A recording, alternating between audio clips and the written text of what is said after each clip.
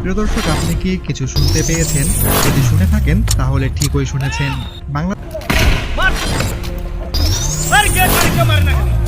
প্রিয় দর্শক, আপনি কি কিছু শুনতে পেয়েছেন? যদি শুনে থাকেন তাহলে ঠিকই শুনেছেন। বাংলাদেশের পোশাক পরা এক পুলিশ গুলি করার সময় হিন্দিতে কথা বলছেন।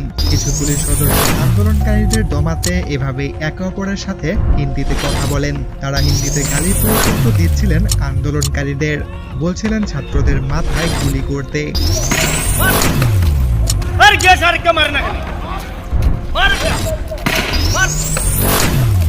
ভিডিওটির সত্যতা এটি প্রকাশ করা হয় দৈনিক ইত্তেফাক থেকে।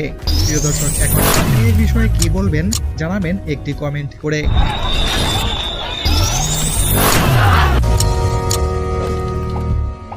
তুমি বিশাল আকাশের নক্ষত্র।